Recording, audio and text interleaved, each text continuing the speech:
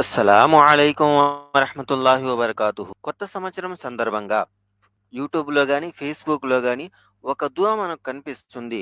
అల్లాహుమ్మ అద్ఖిల్‌హు అలైనా bill అమ్న్, ఓ అల్లా ఈ సంవత్సరం మా మీద శాంతిని కురిపించు. వల్ ఈమాన్, విశ్వాసపూరిత జీవితాన్ని ప్రసాదించు. వస్సలామ, శాంతియుతంగా జీవించే అవకాశాలను ప్రసాదించు.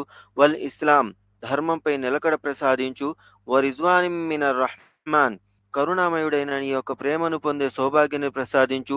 వజివారిం మినష్ షైతాన్, శాపగ్రస్తుడైన శైతాన్ నుండి మమ్మల్ని కాపాడు. ఈ దువా ఫేస్‌బుక్‌లో మరియు యూట్యూబ్‌లో చాలా కనిపిస్తూ ఉంది.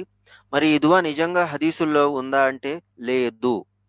ఈ దువా ఏ హదీసు పుస్తకంలో కూడా ఈ విధంగా రాయబడలేదు. మరి ఇది మనం చెప్పవచ్చా? చెప్పకూడదా? అంటే చెప్పే అనుమతి ఉంది. ఎందుకుంది అంటే ముహమ్మద్ సల్లల్లాహు అలైహి వసల్లం గారన్నారు, "ఉహిబ్బుల్ ఫఅల", నేను ఫాల్‌ని ఇష్టపడుతున్నాను, శకునాన్ని ఇష్టపడుతున్నాను అని అన్నారు. ప్రవక్త గారు, మీరు శకునాన్ని ఇష్టపడటం ఏమిటి అంటే, కలిమతు తొయ్యిబ, మంచి శకునము, మంచి మాట, ఇది నేను ఇష్టపడుతున్నాను అని తెలియచేశారు. ఎందుకు సహాబాలు అడిగారు?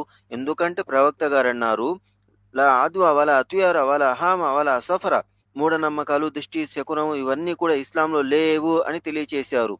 అంటే చెడుగా భావించేవి ఏవి కూడా నమ్మటానికి లేదు. మంచి శకునము అంటే మంచి మాటలకు అనుమతి ఉంది. దాని ప్రకారంగా ఈ దువాని మనం ప్రశాంతంగా చదువుకోవచ్చు. అనుమతి అనేది ప్రసాదించటం జరిగింది. ఎవరన్నా ఈ దువా చెప్పటం మర్చిపోయినా, చదవటం రాకపోయినా, ఏదో తప్పు చేశాము అన్న భావన ఏదైతే సమాజంలో కల్పించటం జరుగుతుందో ఇది తప్పు.